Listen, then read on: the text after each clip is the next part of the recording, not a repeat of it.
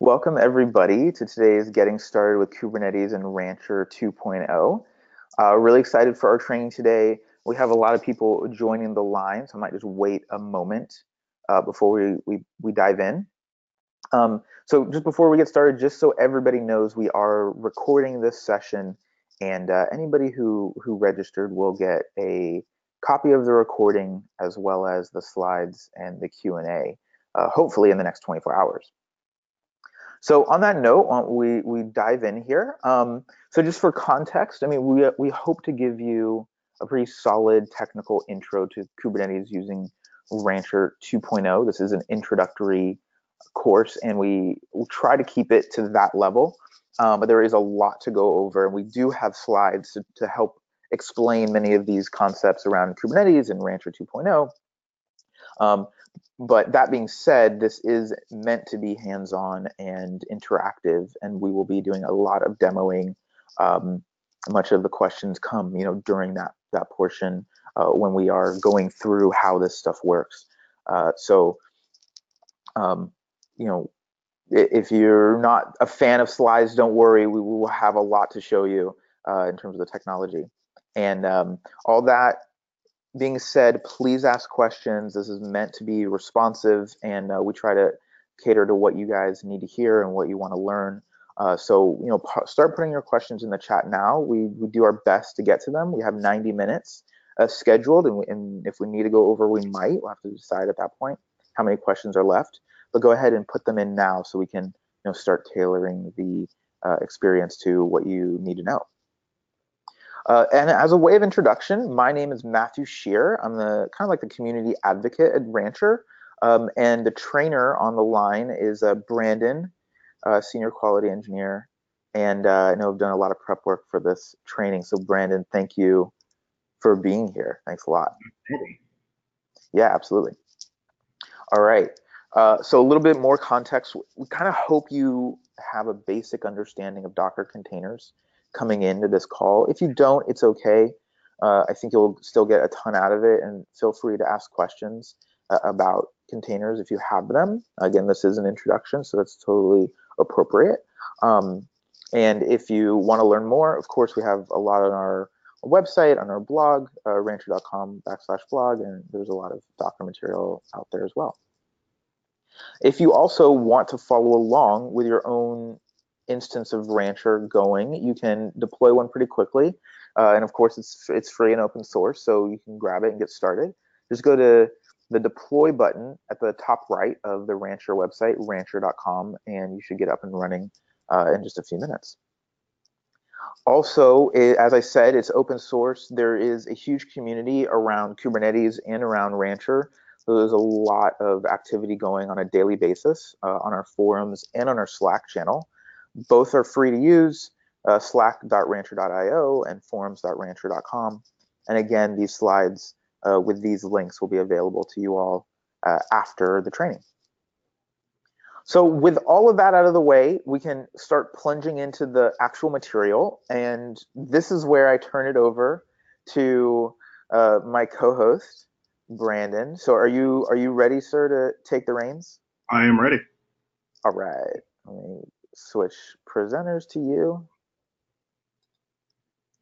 All right. Great. See your screen. All right. Hi, everyone. Thanks again for joining us today.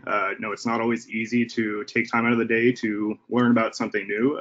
So just want to say we appreciate you being here and learning more about Rancher. My name is Brandon DePesa. I've been with Rancher for about 6 months, but I think that's really a testament to how easy it is to really get started with Kubernetes using Rancher. So as mentioned, we'll go through a bunch of slides, a little bit about Rancher and some of the core concepts of Kubernetes, answer your questions along the way. If I don't know the answer, we can either point you to the docs or to our community resources, as Matthew mentioned. And then we'll do a demo going through installation of Rancher and going over the core features of Rancher so you can jump in and get started. So if you're familiar with Rancher 1, you'll know that we use different orchestrators to handle your infrastructure across different providers. Moving into Rancher 2.0, we decided to shift completely to Kubernetes. The main driver behind this decision was really the momentum behind Kubernetes. Interest around it has grown a ton since it was started in, I think, about 2014. And its popularity and sustainability are really making it the platform of choice for the industry. You have large software companies using Kubernetes. For example, we have GitHub, there's Intel. They've done a lot of work with Kubernetes, and some other providers you'd probably be familiar with, like Splunk. In addition to the usage by large companies, a lot of the popular IT vendors have recently added Kubernetes offerings. You have Google with GKE, Amazon has their own Kubernetes service, Azure has one as well, and I'm sure there will be more coming. So the development behind Kubernetes comes from a lot of places. It did start originally as a Google project, but over the years, the contribution from other places has been growing substantially. In addition to Google, you have Red Hat and Microsoft making a large amount of contributions, as well as the massive amount of contributions from the community. With Kubernetes, there's really a lot of operational challenges. Kubernetes gives you the framework, but to do all of your useful things for it in managing your applications and across your enterprise, you'd probably run into a lot of challenges. And our goal with Rancher is to make that easier for you. You might be wondering how you deploy consistently across your different infrastructures, whether they're on Google, Azure, or your own hardware that you're bringing to the table. How do you manage access control and multi-tenancy across multiple clusters and namespaces? If you're in an enterprise environment, you probably want to integrate Rancher with a central authentication system. If you have a lot of resources, a lot of clusters with different resources, you'll want to partition them to make use of those more efficiently. You want to make sure your clusters are highly available. So if one of your nodes goes down, one of the others can pick it up and keep the work going. And you also want to make sure that the applications that you're running have only the permissions that they're supposed to across your clusters and your namespaces. In addition to all of that, you probably want to make sure that your applications and your clusters are running healthily, get alerts, some logs to troubleshoot issues if you run into them, and really just keep an eye on your system overall. In addition to those operational concerns, Kubernetes is growing very fast. Almost 51,000 commits within 2017. It's in the top 5 of all GitHub projects for the number of unique developers contributing code. And there's more pull requests and comments on the issues than any other project on GitHub. There's really just a massive amount of development happening around Kubernetes.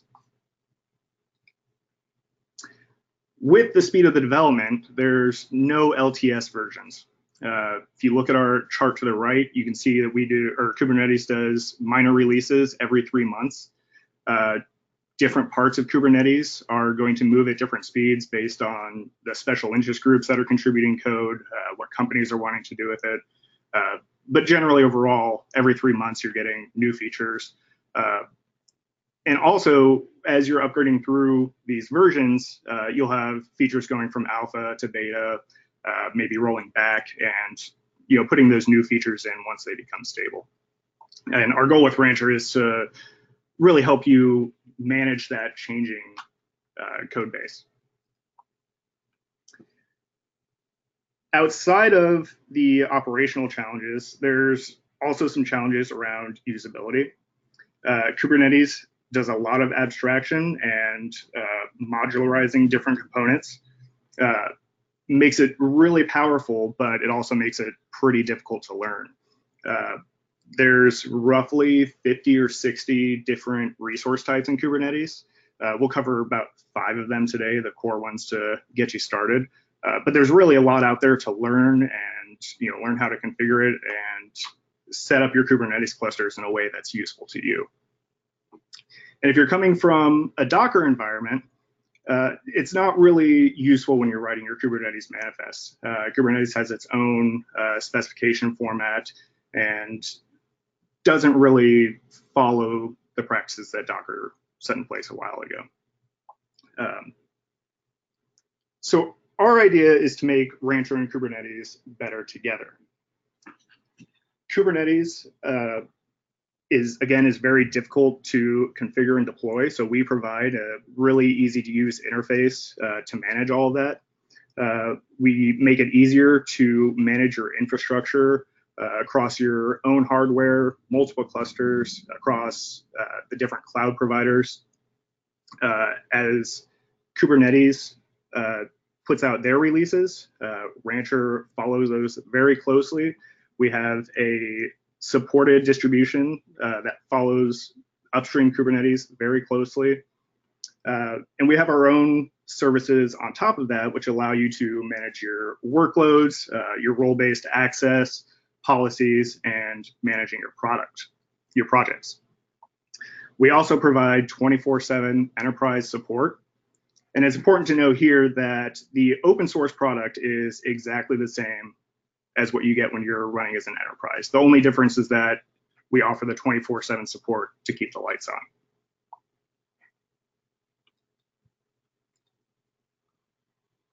So here we can see sort of an overview of Rancher acting as your complete container management platform. You can see at the bottom, we support deploying your clusters across many different cloud providers, Amazon, Azure, Google Cloud, VMware, OpenStack, your own hardware. And there's other drivers put out there from the Kubernetes community that allow you to deploy on different providers as they become more stable and supported. We also handle all of the provisioning of your clusters for you if you're not going with one of the hosted services.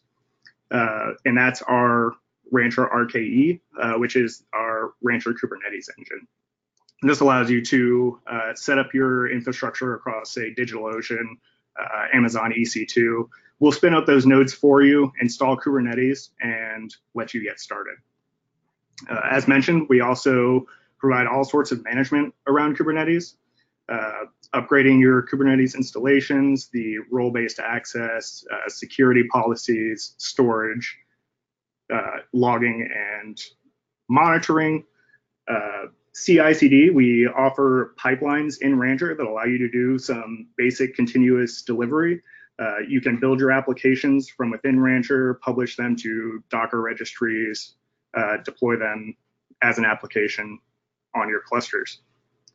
We also offer a app catalog, which uses Helm charts, which is sort of the standard application format for Kubernetes deployments.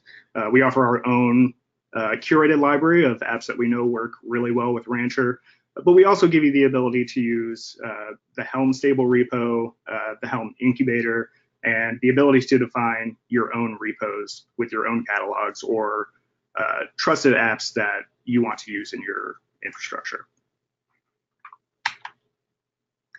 So this is an overview of how Rancher interfaces with your clusters. It's very simplified. You'll see on the left side your entry points into Rancher server. There's two ways of access, well, more than that, but two different categories of access. You can use the UI to manage Rancher from a web browser. Rancher has a command line interface, and Rancher also has an API. The UI is just a wrapper around the API, as well as the CLI. So everything really works off of the Rancher API. Outside of Rancher, you can also control your clusters through kubectl and the Kubernetes API. These go through an authorization proxy where we then route those commands directly to your clusters. And then as far as managing your clusters themselves, Rancher provides a cluster controller and agents to manage those clusters. And everything in Rancher is backed up in etcd. The great thing about this is if you back up your etcd store, Rancher is backed up. There's no other configuration you have to do. Just back it up and you're good to go. Before we move on to learning a little bit more about Kubernetes, are there any questions about what we covered so far? Hey, Brandon. There is a question. It might be answered best later on, but I'll just ask it now. You can choose if now is good or later. This is from Yassine, who asks, "Are CI/CD pipelines Jenkins based?" They actually are Jenkins based. We provide our own Jenkins installation that runs on your clusters, and that allows you to do all of the CI/CD. I don't know exactly how much you can edit that implementation, but the pipelines that we have in are pretty robust, and they are, to answer your question, they are indeed based on Jenkins. Very cool. Awesome. Okay, thank you. That's it so far. All right. So let's talk a little bit more about Kubernetes. As I mentioned, there's about 50 or 60 different resources. Today, we're going to cover 5 of them. Starting with pods, moving on to deployments, services, config maps, and ingresses. So let's get started. Pods are the smallest unit that can be deployed in Kubernetes. Coming from a Docker environment, you sort of have a container as your smallest unit. In Kubernetes, we're going a little bit further, and the pod is the smallest unit. Now, a pod consists of one or more containers that are always scheduled together. You won't have containers in a pod scheduled across nodes. They're always going to be scheduled on the same machine together. Each pod is given a unique IP address, and this is internal. And containers in a pod can speak to each other over localhost. So if you have Nginx running with Redis, those 2 containers in their pod can talk to each other over localhost without having to worry about any additional networking.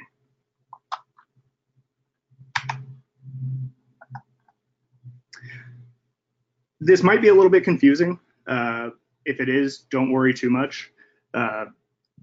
Typically, pods will only contain a single container, and you can try to think of them as a simple container for the rest of the training. We won't go into any more advanced scenarios in the scope of this.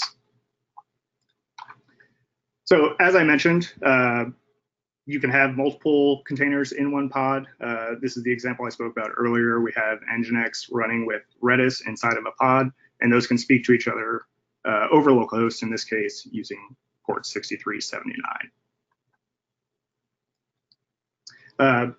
Before we move on, a lot of these concepts in Kubernetes are design patterns.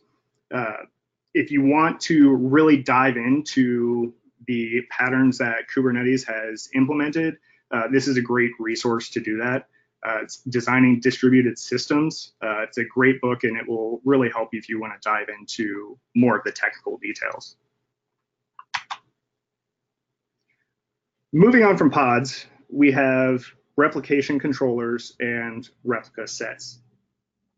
These are a level above pods, and these basically define how you want your pods to function as a unit. They define the scale and the state of a group of pods, and this drives the current state to the desired state through controllers. And we'll go over an example if that's a little bit confusing, but basically it allows us to make sure that we always have the desired amount of pods running on your clusters. So here's an example. We have a replica set of 12 pods running across 3 nodes.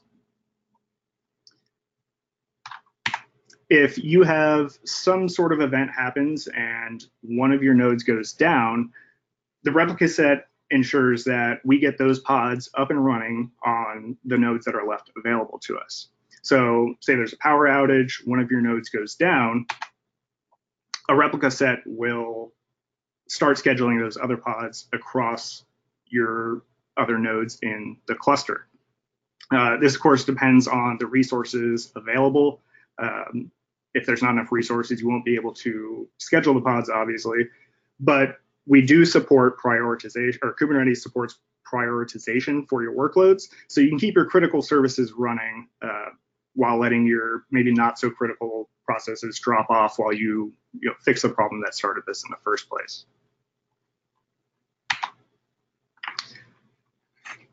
One more point to mention, we talked about replica controllers and replica sets. They're basically the same thing. Replica sets are basically the next generation of replica controllers. The only real difference is how it allows you to select your pods. If you want to learn more about that, there's lots of information in the Kubernetes documentation. So moving on to deployments, these are a level of abstraction above replica sets. Replica sets are great, but you need a deployment to actually create and update them. What this does is allows you to scale and perform your upgrades in a way that's easily manageable, and you can roll back if you need to. So in this example, we have a replica set running with 4 pods on a node. And this is the version 1 of the application. So if you want to upgrade your application, you can create your deployment. And in this instance, we're going to tell it we want to do a rolling upgrade. So the deployment is going to create 2 new pods with version 2. After those 2 new pods are created, it will remove 2 of the old pods, and you can set it up to, say, split your traffic 50-50 between version 1 and version 2.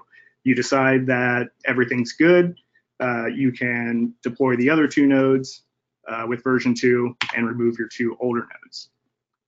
And again, if something catastrophic happens and you need to go back to version 1, you can easily do so.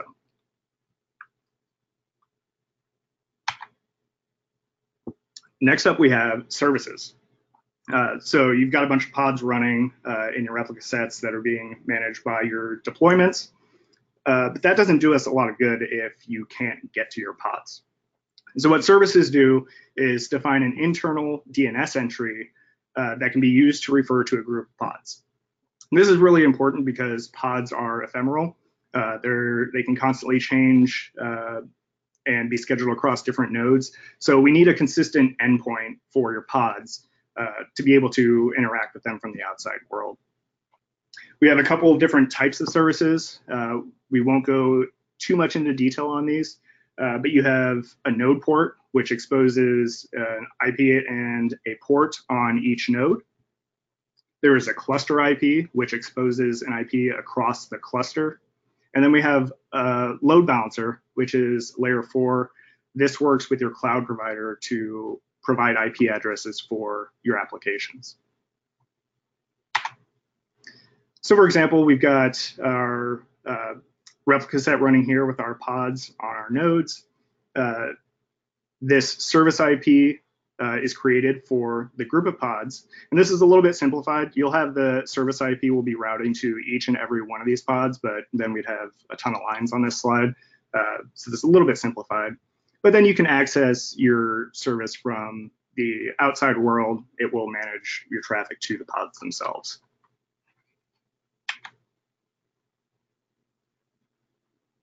So what if we have a bunch of pods running across different environments? They're the same application, but we have different requirements for the different environments. To address this, Kubernetes provides config maps. These allow storing configuration values, files, really any data that you want to provide to your pods. These can be exposed as environment variables, local storage, secrets, however you want to set it up. And these really just decouple the storage of your configuration from the pod spec themselves. One common use of this might be for deploying your pods across different environments. If you start on the left, we can have a dev environment. So same pods, same application with a different configuration. Moving into the middle, we might have a QA environment. There is a typo on this slide. We have dev config in the name for all three of these, but this one would be QA config. And then moving over to the right, you have your production environment and your associated configuration for that. Last, we have ingresses. And ingresses define how our traffic outside the cluster is routed inside the cluster. This is layer 7. You can use it to expose your services to the outside world. And you can route to internal services based on, say, a host name or a path to the ingress URL, and it will route your traffic where you want it to based on that. This is usually implemented by a load balancer. Rancher installs Nginx ingress controller for you automatically. If you don't like it, you can get rid of it. There's tons of others, HA proxy, AWS CLB, really whatever load balancer you want to use, you can do so. So another visual representation of this, you have your traffic coming from the outside world. Again, you can route traffic based on the host name or a path. And so your traffic comes into the Nginx, the ingress controller, in this case, Nginx. That directs it to your service IP and then finally to your pods.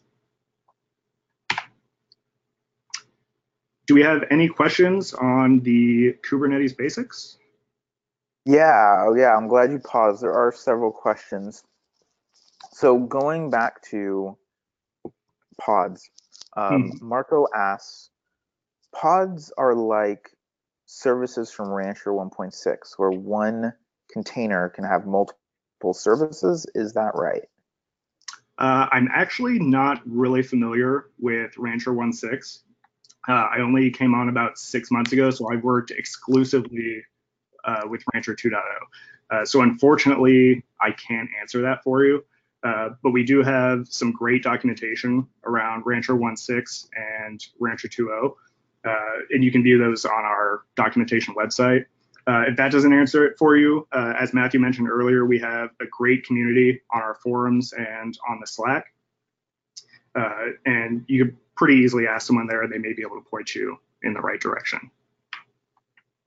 Awesome. I'll also add, Marco, that Prachi, who's one of our principal software engineer, has been writing this blog series called From Cattle to Kubernetes, and she did one that is a glossary of definitions from cattle to Kubernetes, including containers to pods. So that might be helpful too, and I'll try to post it.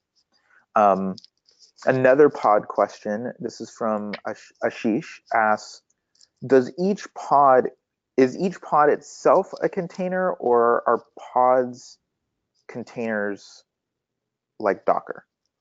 Pods are not containers like Docker.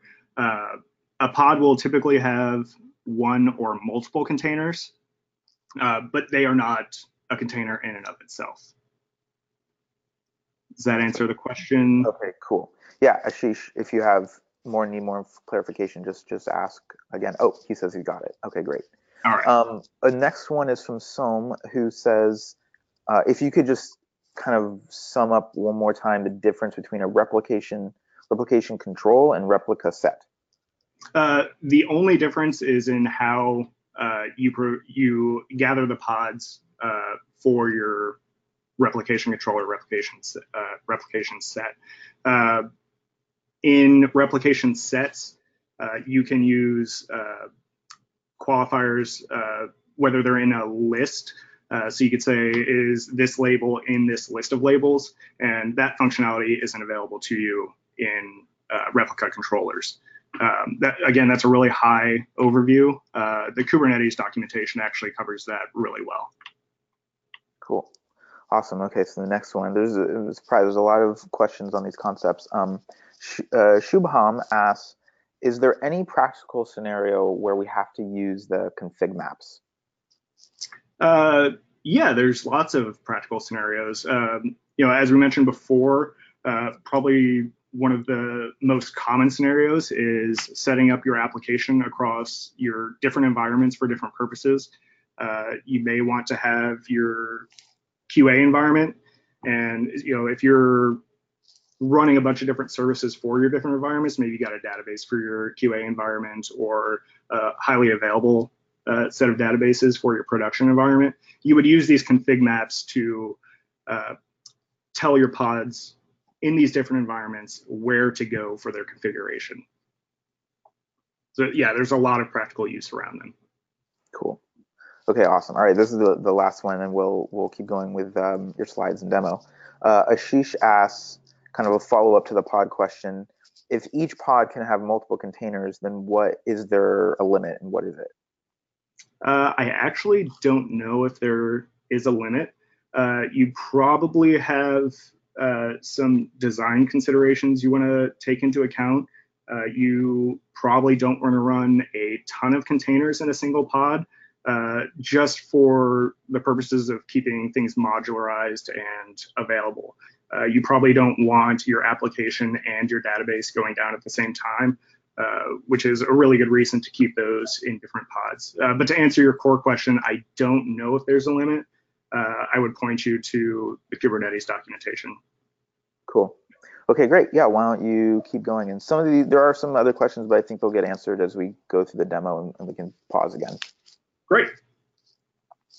So we're going to go over in the demo a bunch of concepts around Rancher.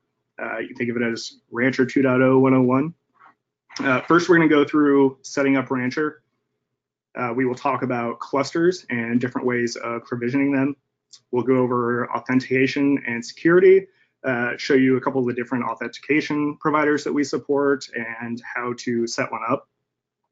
We'll talk a little bit about storage. We won't go into too much detail about it, but we'll show you, some basic concepts that you can use to get started.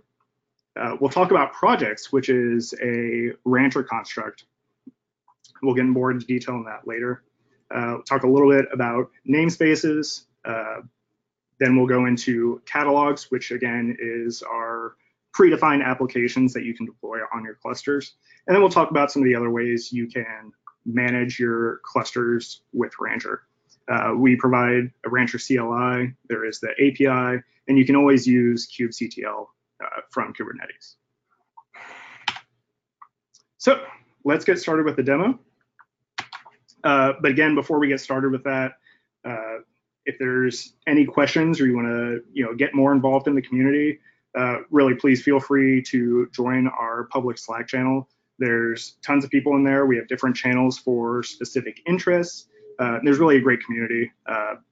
I'm in there answering questions sometimes. I know we have a bunch of the field support engineers who are in there answering questions and some of the developers as well.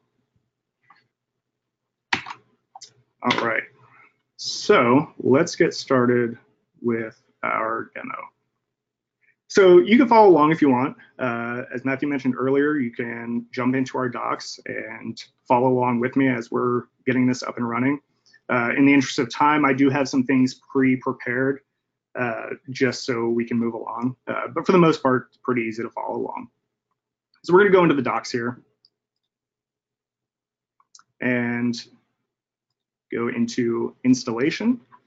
Now we do have a couple of different installation options available to you.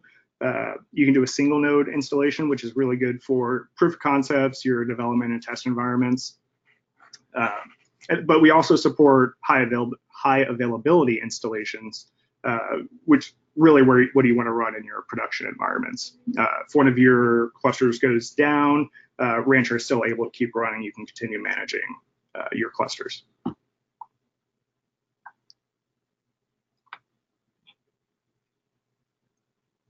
So let's go over some of the requirements. Rancher officially supports 3 different operating systems. We support Ubuntu 16.04, 64-bit. These are all 64-bit. RHEL 7.5, and Rancher OS, which is an operating system that we provide, which gives you everything you need to get running with Rancher. There are some hardware requirements depending on the number of clusters you want to manage with Rancher. For small deployments, up to 10 clusters and 50 nodes, we generally recommend 2 CPUs and 4 gigabytes of RAM. Medium-sized clusters up to 100 with 500 nodes. You'll want about 8 CPUs with 32 gigabytes of RAM. Anything over that, you'll want to contact us so we can work with you more directly, help you figure out what you need. Now, Rancher relies heavily on Docker. We support 3 versions of Docker, 112.6, 113.1, and 17.03.2. You might be wondering why we only support these 3 versions of Docker, and that's generally because of the Kubernetes community. These are the versions of Docker that the community as a whole supports, and as we follow them closely, this is what we support. Going back to the operating systems real quick, generally, if you can run Docker, you'll be able to run Rancher, but we won't be able to support it. But there are people out there who are running on different environments, and they're always available in the Slack channel and on the forums. The last thing you'll want to take into consideration is your ports. So the Rancher management plane requires port 443 across every different type of cluster that we provide. Now, this is because we open WebSockets to tunnel all of our communication between the clusters, and it maintains that WebSocket throughout the Rancher management lifecycle. Additionally, if you're using RKE to launch your nodes for your clusters, we require port 22 so we can SSH in there and run the commands to install Docker, Kubernetes, etc. And then we need port 2376 for the Docker daemon. Additionally, you'll see over here in the hosted providers, we also require port 6443, and that's so Rancher can talk to the Kubernetes on these providers over the Kubernetes API. We also have a lot of ports that are required for the different nodes. I'm not going to go into detail on all of these right now, but they are all available in the documentation. All right, so now that we know the requirements, we'll get a little bit closer to installing. The great thing about Rancher is everything is based on Docker. So all the images are in Docker Hub, and it makes it incredibly easy to get your Rancher installation up and running. So really you just need the latest tag or the stable tag. In our case today, these are both the same. We'll be working off of Rancher 208.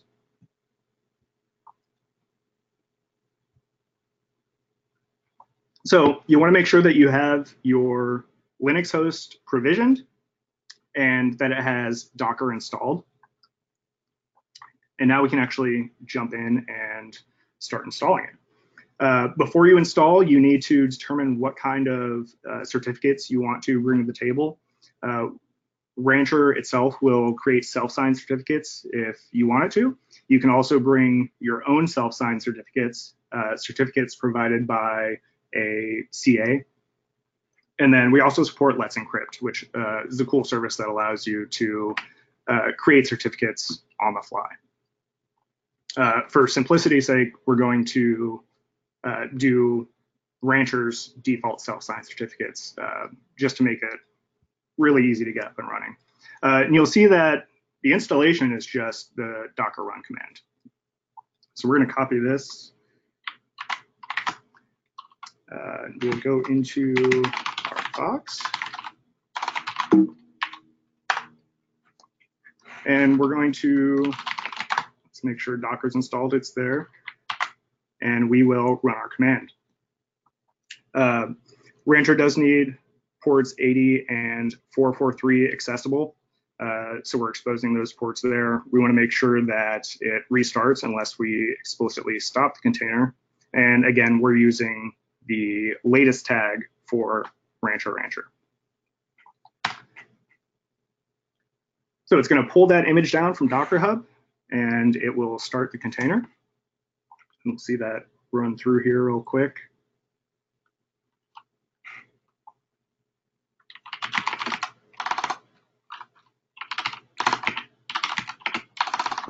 type here today. So we can see our container is up and running. It's creating all of our components.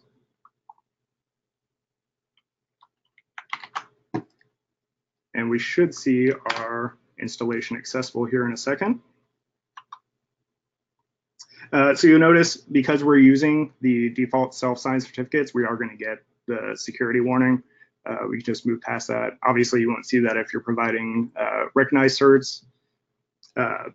So now we're in Rancher. The first thing it's going to ask you to do is set a password for your local admin user. You also have the ability to randomly generate one. And then moving on, Rancher requires you to provide the URL. Now, this URL needs to be accessible and routable by your clusters.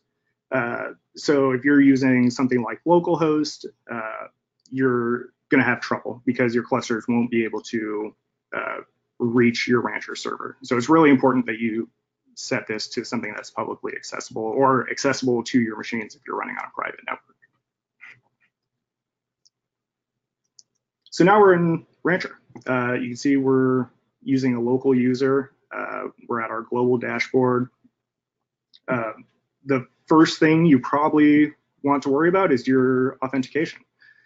So let's talk a little bit about some of the authentication providers that we support. We allow integration with Active Directory with Exchange. We also support Azure AD, which is not the same as Exchange. So keep that in mind if you're working between the two. It can be a little bit confusing. We support authentication through GitHub. If your enterprise is running with GitHub Teams. We also support GitHub Enterprise as well as some SAML providers, Ping and ADFS, LDAP through FreeIPA, and then of course Open LDAP. To demo this, quickly, we're going to go with GitHub. It's probably one of the easiest to set up. But just for an example, setting these up is not difficult. All you need to do is provide the information that is asked by the provider. It is important to note that when you test and enable your authentication, the user you log in as becomes your primary admin user. You can always get back into Rancher with your local admin user. For example, if your authentication provider goes down, you're not stuck outside of Rancher. You can always get back in. But when you're enabling your authentication, the user you sign in as will become the default admin. So GitHub integration is really easy. If you click here on the link here, it will bring you to the settings you need to set up your integration. So you just create a new application. We're going to give it a name here. We'll copy our URL. Provide this as your homepage URL as well as the callback URL. And you can give it a description if you want. So once you register your application, it's going to give you two things. It's going to give you your client ID as well as your client secret. So you provide these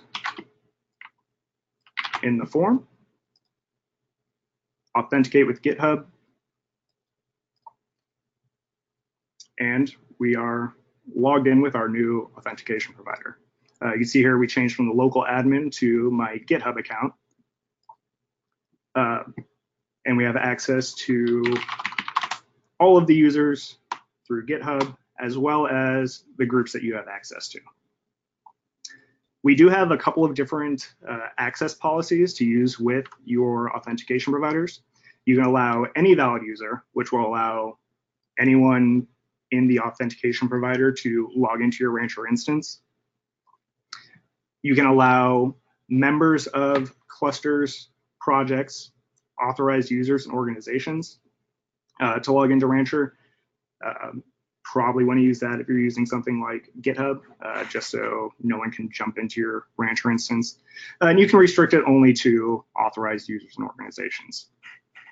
Something happens, you want to lock down access, you can change that to set it up just who you want. So we're saved there. Let's see here.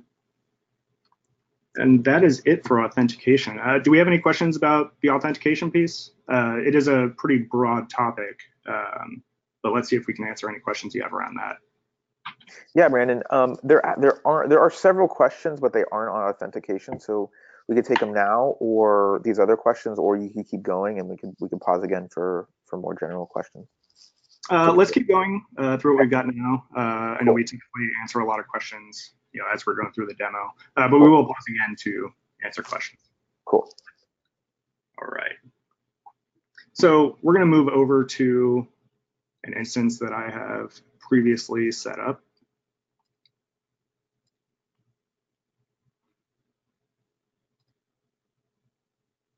I think I need to, there we go. So I've already set up my authentication on here. So this is your Rancher dashboard again. If you have clusters in here, you will see them in the global clusters view. I've already got a DigitalOcean cluster in here. You can also see your node drivers, the catalogs we were talking about earlier. We'll get more into detail on this later. You can see all the users that have access to your Rancher installation. Again, this is the GitHub user now, becomes the default admin. We have some Rancher settings. We'll talk about this very briefly. And again, our security, our authentication, you can set up custom roles and pod security policies, which we'll talk a little bit more about later. So let's talk about provisioning some clusters. So when you come to the dashboard, all you have to do is click on Add Cluster up here on the right. And again, we do support different types of providers. We have the hosted Kubernetes, which is GKE, Amazon EKS, as well as Azure's AKS. We can provision your nodes and install Kubernetes for you from these infrastructure providers. Again, EC2, Azure. We support DigitalOcean as well as vSphere. If you already have an existing cluster running, you can import that and let Rancher manage it. And if you're bringing your own hardware, you can have Rancher install Kubernetes and manage that cluster for you with a custom. So first thing we're going to do is create a DigitalOcean cluster.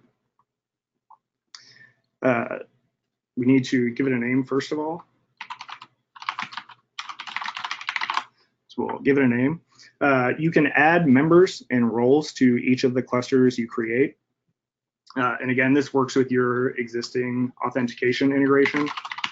So if we want to add some people in there, we can do so, as well as groups. You can also set the role. So for clusters, we have owners, members, read-only, and then custom roles. Custom roles allow you to really dig into the different permissions that are available and assign them as you see fit. We also have our cluster options. So we allow you to provide, to use 3 different versions of Kubernetes. Again, these closely follow the upstream Kubernetes. You can select your network provider. We support Flannel, Calico, and Canal. Canal is sort of the best worlds of both Flannel and Calico. Flannel is an overlay network mechanism. Calico is software-defined routing. Canal sort of gives you, again, the best of both of those worlds. For Canal network providers, we allow you the ability to enable or disable project network isolation. And basically what this means is if you enable it, your projects won't be able to talk across to each other. So pods in your projects won't be able to talk to pods in other projects. You can enable or disable the default Nginx ingress. We support pod security policies. We'll talk a little bit more about that later. you can allow unsupported versions of Docker on your nodes, but it will yell at you. Again, we only support the 3 versions we talked about earlier, so it would be best to use those, but we do allow you the ability to use an unsupported version. We also allow you to set a cloud provider. So if you want to work with, say, EBS volumes on EC2 or an Azure disk, you can provide a cloud provider, which will allow you to set those up. So moving on to our nodes, we allow you to set up different pools of nodes. For example, your etcd, control plane, and workers. We do have some guidelines on how many of each of these you need. You can run these all on a single node if you want to do some testing or whatnot, or you can set them to be distinct between nodes. Now, every node that you're creating needs a template. I already have one set up here, but we'll walk through real quick setting up a new one. We're going to get out of here real quick, copy our token. So once you provided your access token, and for EC2, it's going to be your access key and your secret. Azure, you'll have your subscription, your other details. So you just need to put those in. Once you authenticate, we have all of our options for how we want to set up these nodes. You can choose the region, the size of the nodes that you want to provision, the operating system, and a bunch of other options, your SSH users. If you want to enable private networking or IPv6, you can tag your droplets. Whatever you want to do, you can do so. And so we're going to use the one I already have set up, and we're going to give these a name.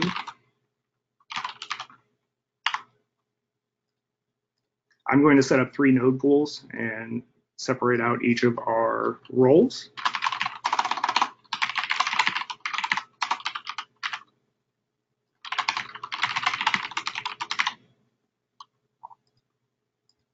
And then once we have those set up, all we need to do is click create.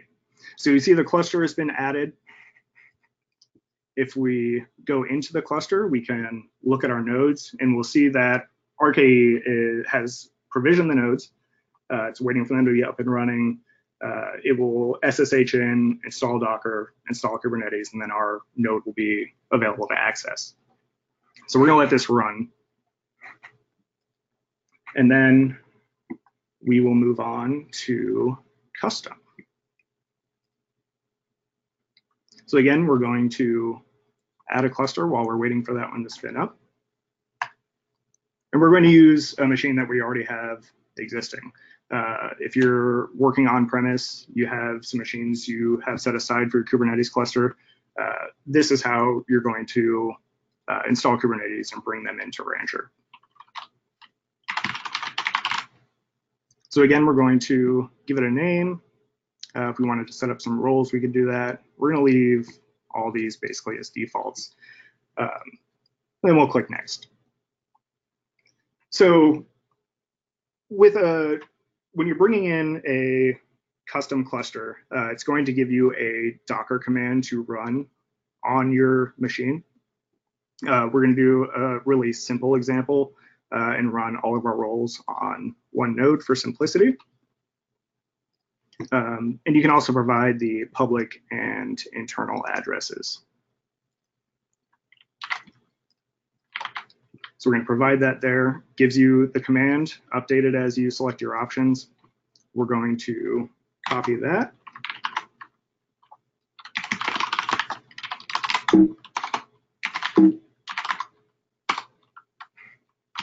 Make sure we have Docker installed, and we're going to run this command.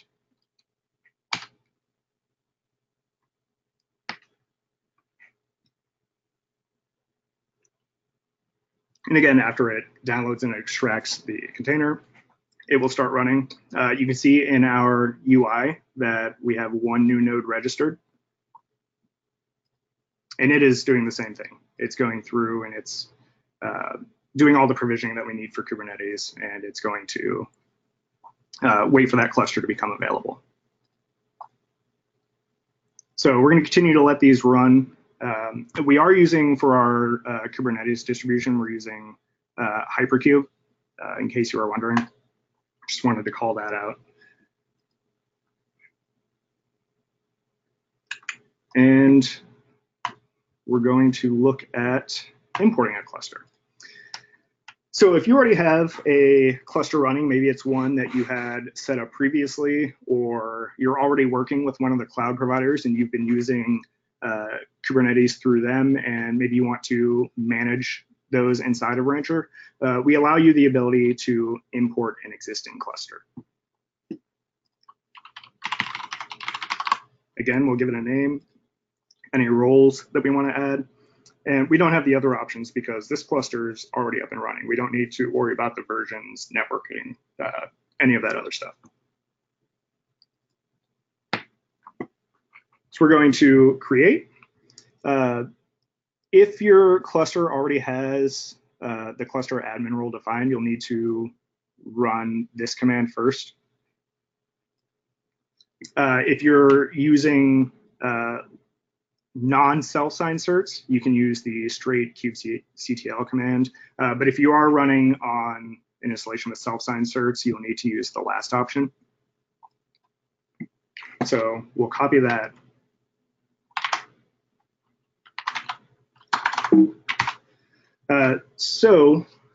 We need to run that kubectl command.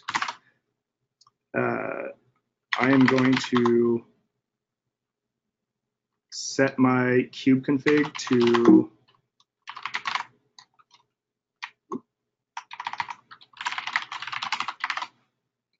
the existing cluster. So we can see that we have access to the existing Kubernetes cluster. Real quick, I want to talk about, this might be a little bit confusing. This is not provided by Kubernetes. That is just a script that I wrote to make my life easier. kubectl, just as a side note here, by default, it will look at the kubeconfig command line parameter if you're running it. If the parameter is not there, it will check the kubeconfig environment variable. And if that's not there, it will check the default config location, which is in the .kube folder. So I just set mine real quick, made sure that we can see our nodes. And we're going to, oops, deleted that command.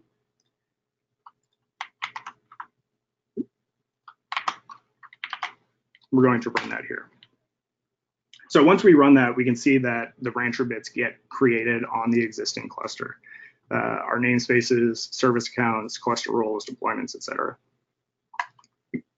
And again, once you start that process, it's going to wait for all the Rancher bits to be up and running, and we'll be able to see that in our cluster. So we could see that our clusters that we set up earlier, and that one just came up. So all of our clusters are up and running. Again, really easy to provision your clusters. We see our nodes here and our custom, our imported clusters up and running. So we're good to go there. So let's look at our cluster. So when you're looking in the cluster, you can easily see the health of your cluster as a whole. So you can see the CPU usage, the memory, the number of pods that are running. You can make sure that the different planes are operating correctly.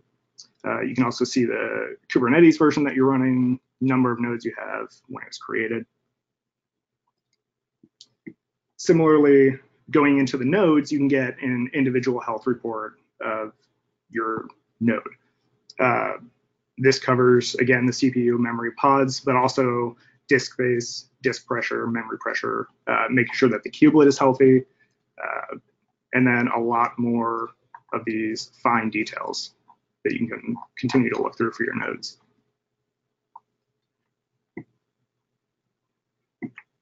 So we've got our cluster up and running, but let's say you need more resources to do the work that you're doing on your cluster. For the infrastructure as a service providers, your DigitalOcean, et cetera, we allow you to scale up the nodes directly from Rancher. And it's going to use the same node template that you have defined for that node pool. So this is going to use the 2 CPU, 4 gigabyte node template that I had previously set up. And it's going to provision this node, again, install Docker, Kubernetes, and then add it to our cluster.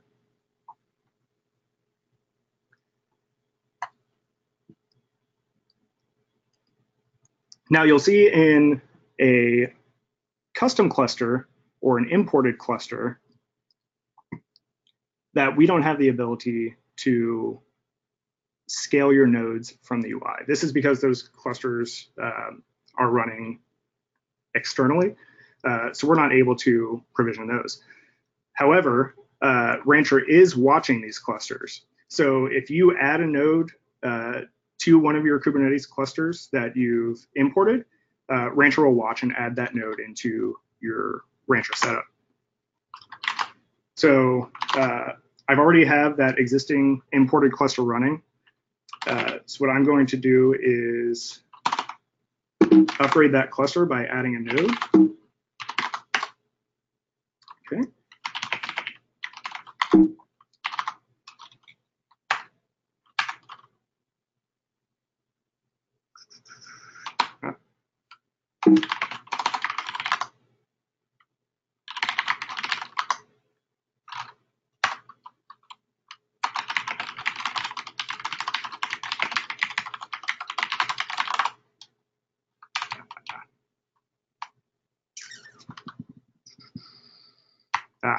Forgot a parameter.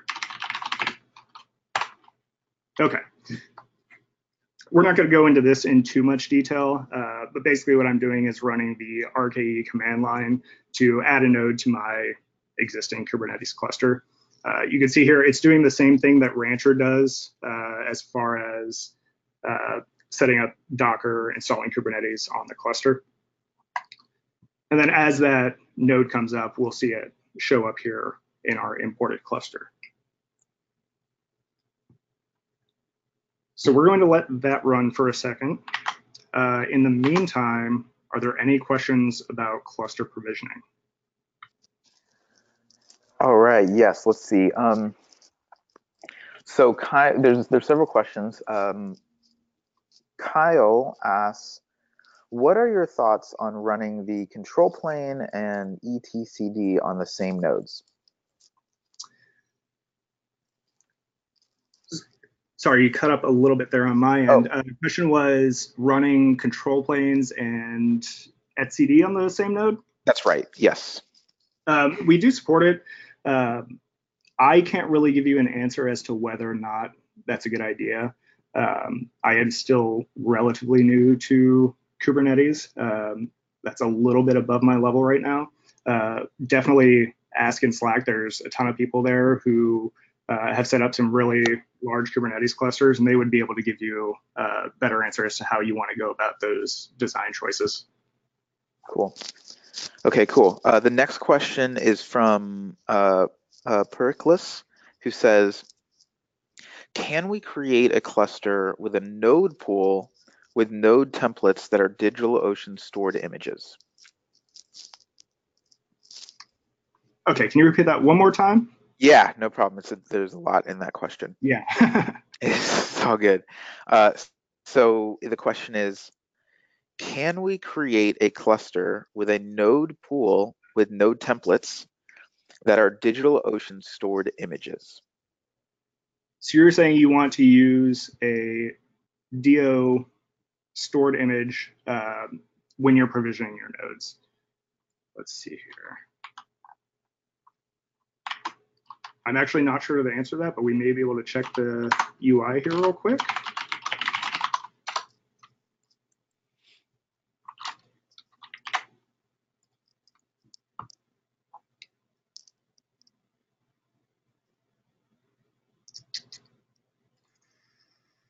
It does not look like we support that right now. It may be possible externally. So again, I'm going to have to refer you to Slack. I do know with EC2, we do allow you the ability to choose the AMI that you are going to use. But again, not 100% sure on whether or not we support that in DigitalOcean. Cool. Okay. He actually has another question, which is conceptual. And the question is, could you give just a brief explanation of the terms and the necessity of etcd, control plane, and the worker nodes? Sure. Great question. So the control plane is going to be the portion of Kubernetes that manages your cluster. It's going to schedule your pods to your worker nodes, store things into etcd, which brings us to etcd, etcd is just the data store. And then your worker nodes are the nodes on which you actually want your pods and applications to run. And thinking back to that earlier question about why you would want to separate those, if you have your control and etcd nodes running on the same box and one of those goes down, you lose access to both of those planes, which again is a good reason to have multiple nodes in your cluster to make that cluster more highly available. Cool. Does that answer your question? Real quick, talking about that, if we look in our nodes, you can also see that the etcd and the control nodes, you're not able to schedule pods onto those. So your worker nodes are going to be the only place where you can deploy workloads and pods. Okay, cool. The next question is from Yassine, who says, importing a cluster includes importing the running pods and their image registry. Is that right? Correct. Everything that you have inside of your existing Kubernetes cluster will still be there. At the end of the day, if you decide that Rancher is not for you and you want to completely get rid of it, all you have to do is go into your cluster and remove the cattle namespace.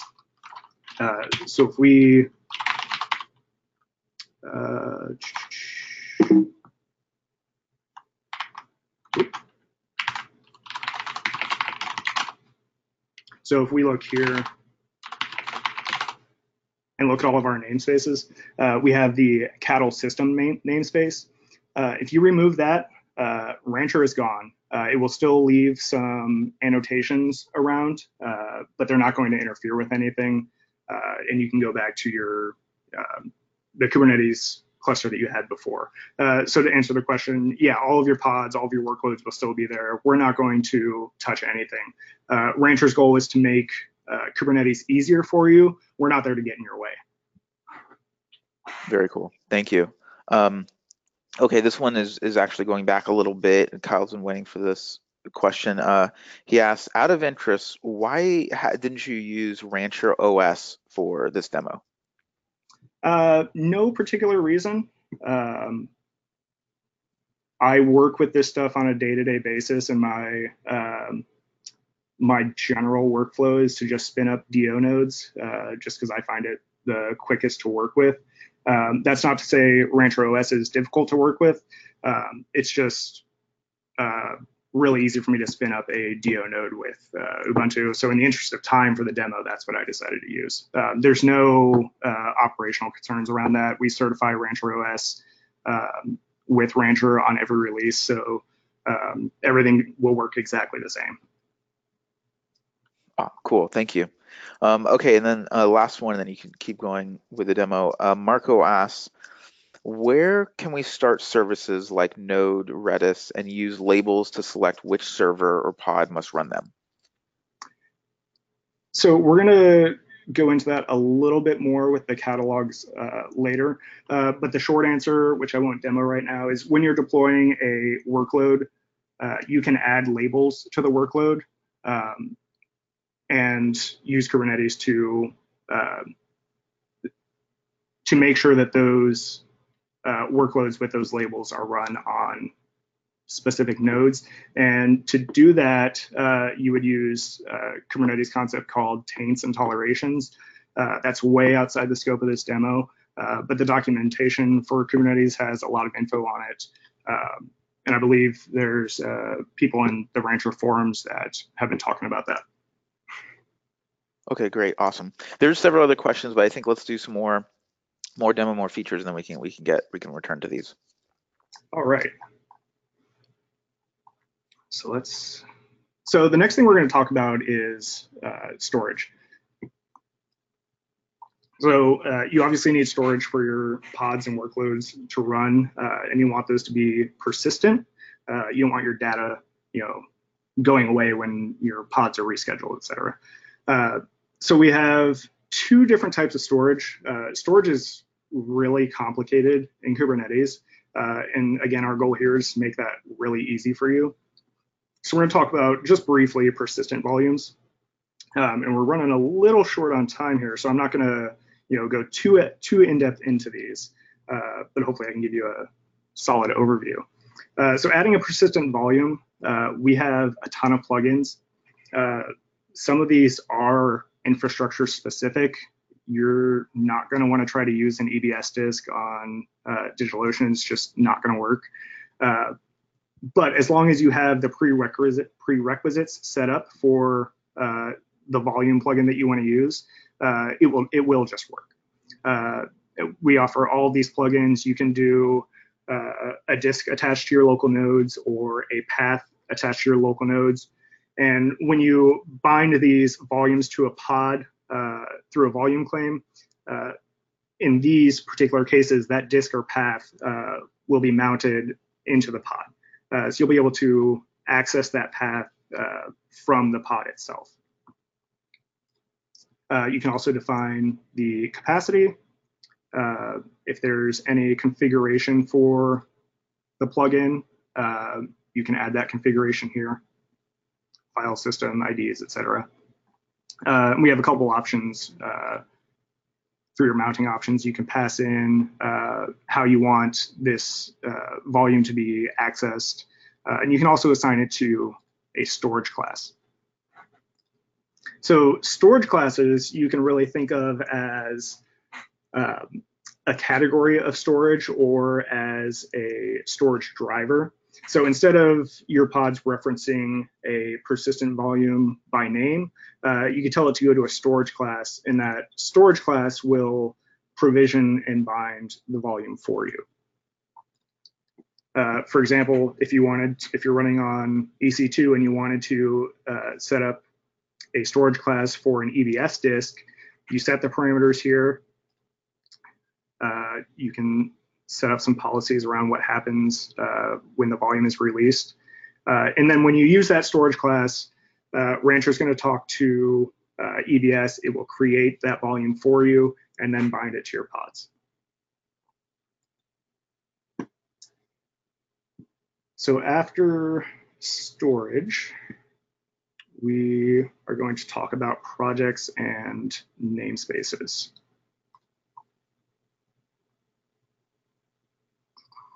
So from the menu here, you can see that we have two projects inside of our cluster. We have a default project and a system project. Before we get into those, it's important to note that projects are a Rancher construct. This is not something you'll find in vanilla Kubernetes. And it's here to make your life easier when you're dealing with multi-tenancy and trying to separate your concerns for your different workloads. So at the cluster level, we can see all of the projects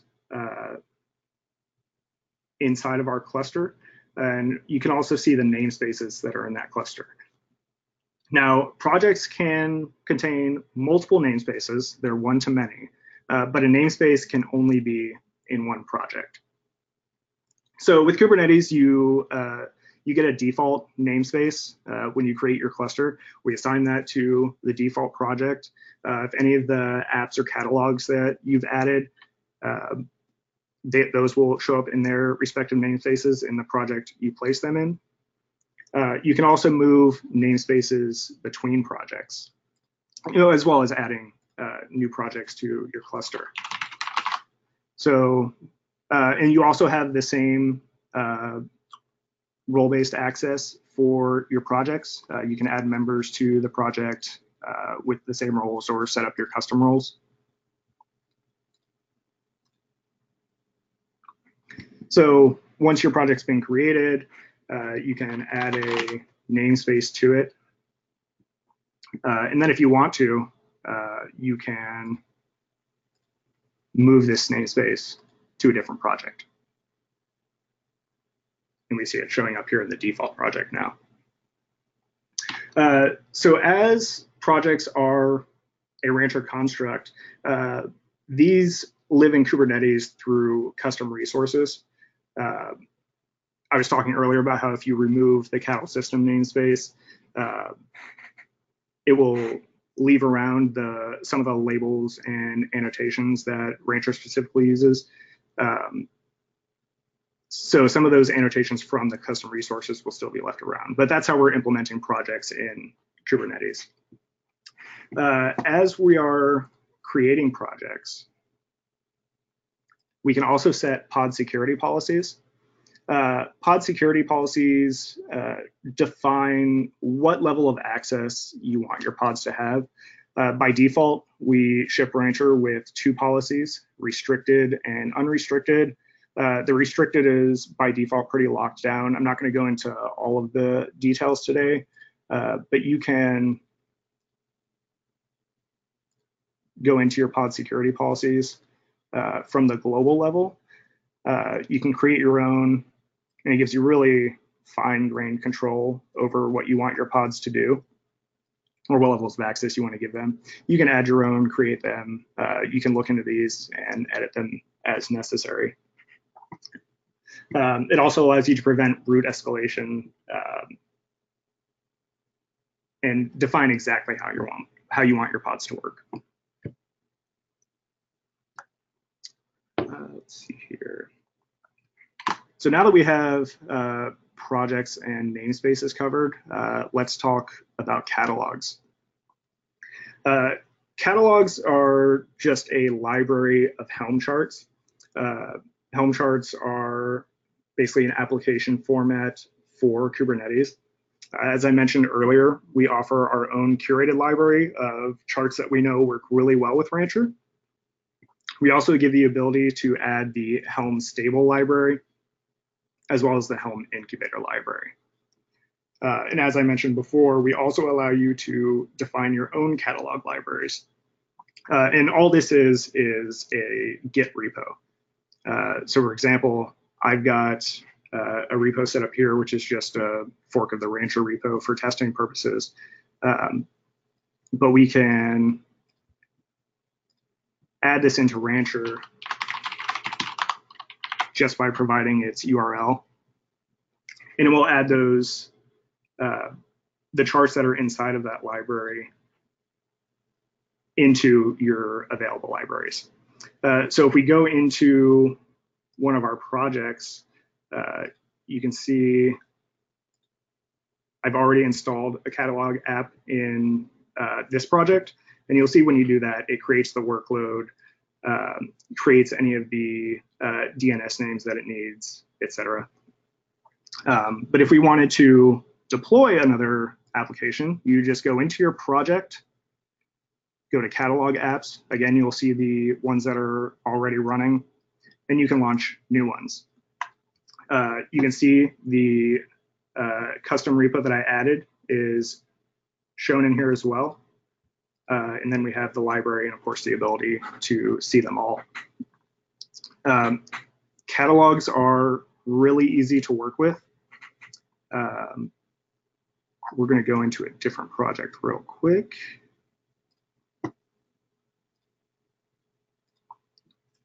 We'll install, let's say, Docker registry. So the Helm charts basically work by filling in the blanks.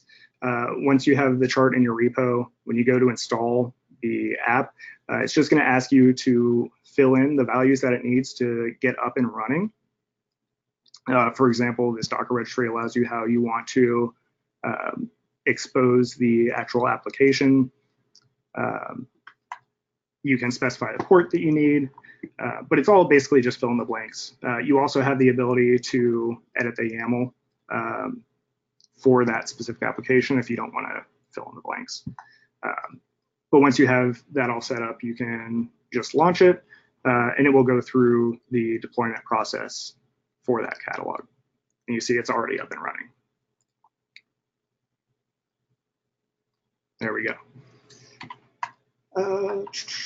So the last thing we're going to talk about real briefly is the different ways of interacting with Rancher.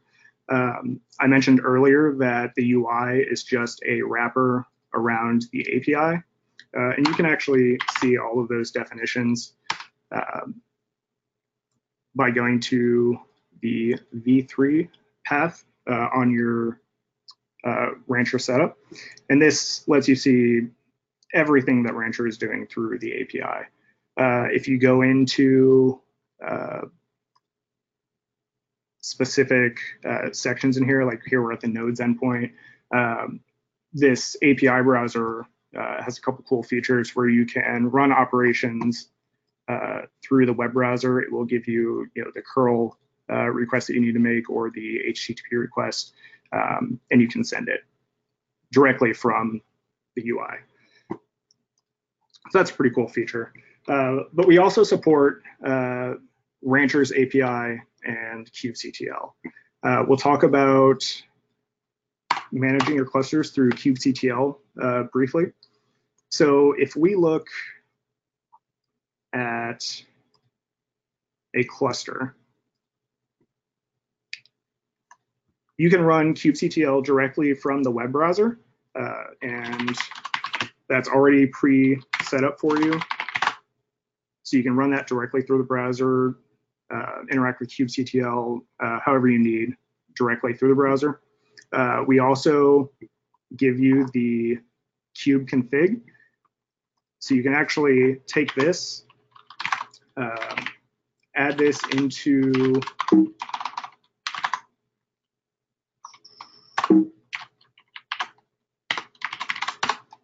your config file. We're going to set that real quick. And then you can use kubectl to interact with your cluster. And all you need to do is set that up. Again, Kubernetes documentation has some really good documentation around how to manage your different kube configs for your different clusters. There's also some tools out there which help you switch between your contexts if you have multiple clusters in one config file. Not going to cover those today, but there are plenty of options, as well as the ones that I discussed earlier. And this allows you to, manage any of your clusters outside of the Rancher UI. The last one that we'll cover is the CLI. So we do provide our own CLI. You can download it directly from your UI. I believe it's also available in our GitHub repos. But we'll download that. I think I've already got it installed. Yep. So we're not going to have time to cover everything the Rancher CLI can do. But you see we have operations for pretty much every aspect of Rancher. You can manage your apps, catalogs, clusters, nodes, namespaces, anything in Rancher you can manage through the CLI. With the CLI, the first thing you need to do is to log in. And to do that, you just run the Rancher login command, but you will need to provide a token to it so it knows how you're authenticated to your Rancher instance, as well as the URL for your Rancher instance. So to generate that token, you just go up to the top right here, API and keys. You can add a key. We have a couple of expiration options, if you're just giving someone temporary access, etc. But we'll give this a name, and it will show your tokens here. For this purpose, the one we want is the bearer token. It is important to note that this is the only time you'll be able to see these keys. So write them down, save them, whatever you need to do. If you lose it, you'll need to create a new one. So we're going to copy that, put that in there, and then we also need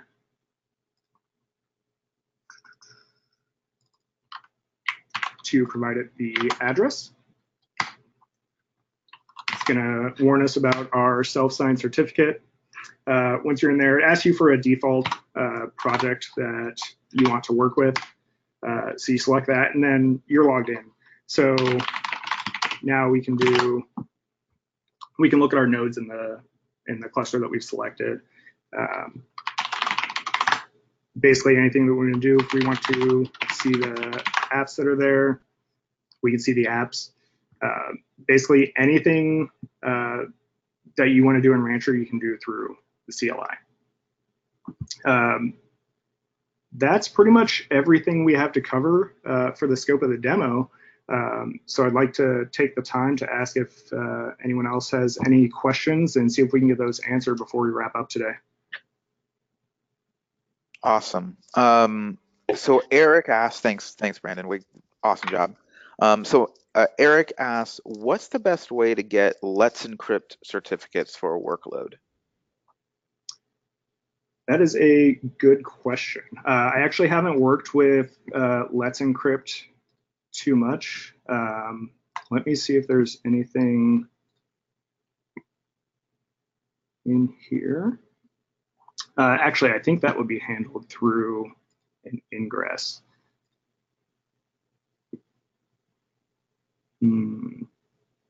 I actually don't see it in here. I can't answer that question for you today. Apologize for that. But again, check out our documentation, our Slack channel, and the forums. Someone should be able to point you in the right direction. Awesome. Cool. Thank you.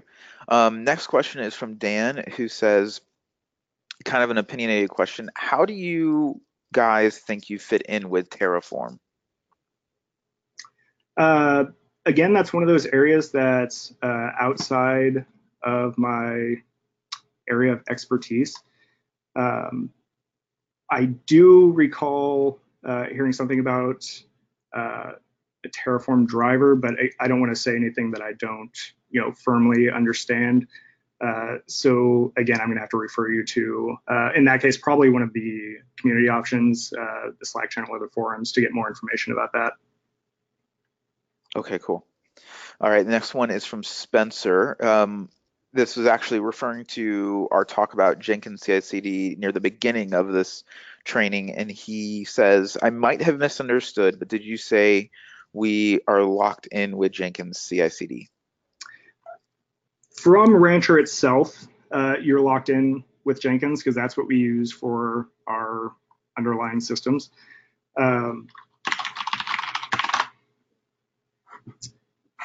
But we do have some other options in our catalog apps.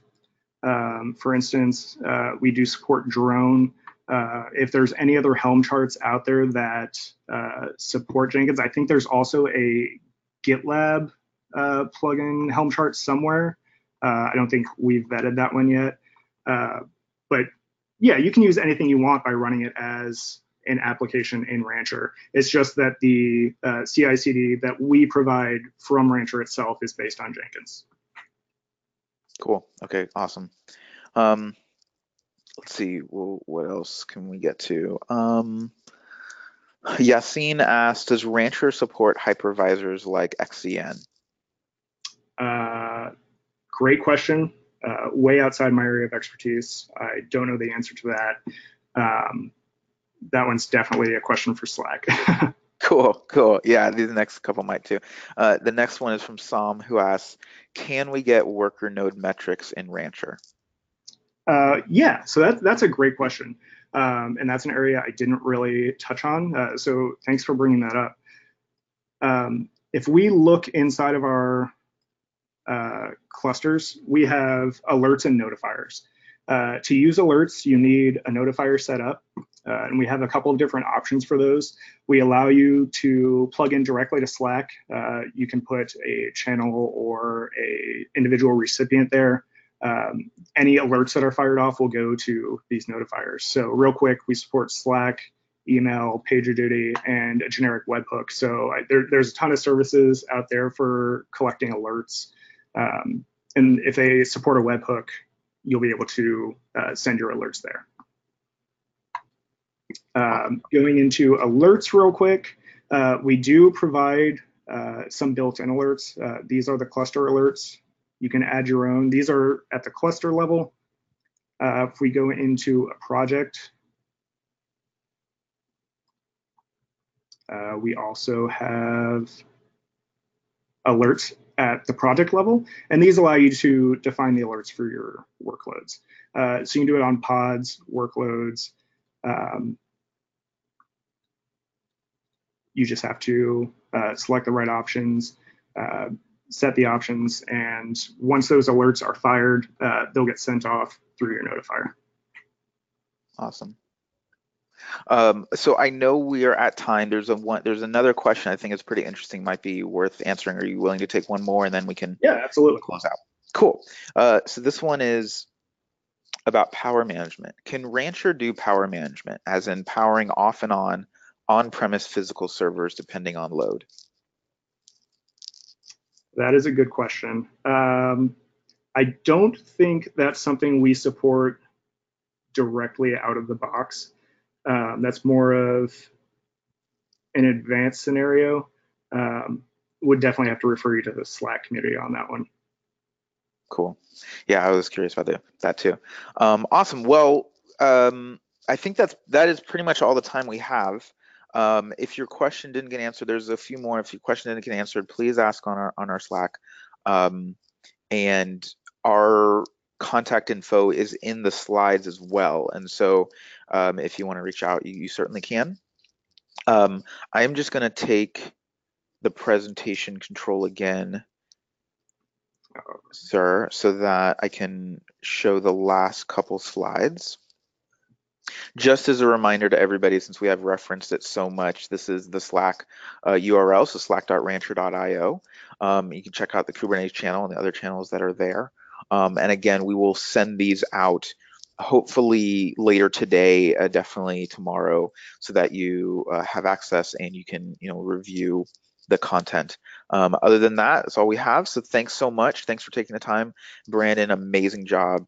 Really appreciate the prep work you did and getting us through all this material. Well done.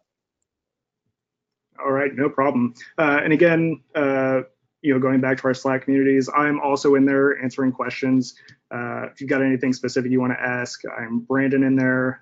Any of the Rancher employees that are in there will have the little cow icon next to them. So please feel free to reach out to me on there if I wasn't able to get to one of your questions. Cool. Fantastic. We do this every week, everybody. So if you didn't you missed something or still didn't understand something, check us out next Thursday. We'll be doing another training. All right. Have a great rest of your week and weekend. Bye, everybody.